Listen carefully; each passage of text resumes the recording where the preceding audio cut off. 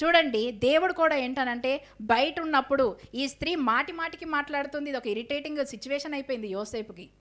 దేవుడు కూడా అనుమతించాడు. నువ్వు ఇక్కడ బయటుండి దీని కళ్ళ ముందు ఉండేదానికంటే యోసేపు నువ్వు జైల్లో ఉండడమే బెటర్లే అని చెప్పి పంపించేసినప్పుడు జైల్లో ఉండి ప్రార్థన చేస్తున్నాడు దేవునికి.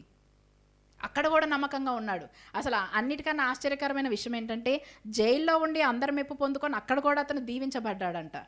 ఒక ఖైదీ దీవించబడిన చరిత్ర యోసేపులోనే మనకు కనబడుతూ ఉంది.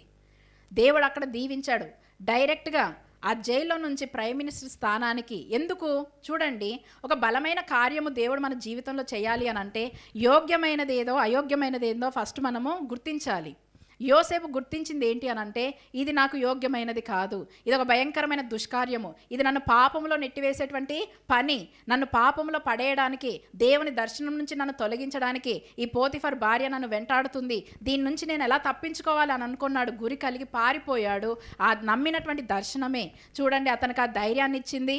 దేవుడు ఏర్పాటు చేసినటువంటి సమయానికి ఒక మహారాజులాగా ప్రధానమంత్రిలాగా యోసేపును నిలబెట్టగలిగినటువంటి కృపను యోసేపు పొందుకోగలిగాడంటే ఆ పారిపోయినటువంటి అనుభవమే. పారిపోయాడు, మంచి కోసమే పారిపోయాడు, యథార్థత కోసమే పారిపోయాడు, కానీ కష్టాలు పడ్డాడు.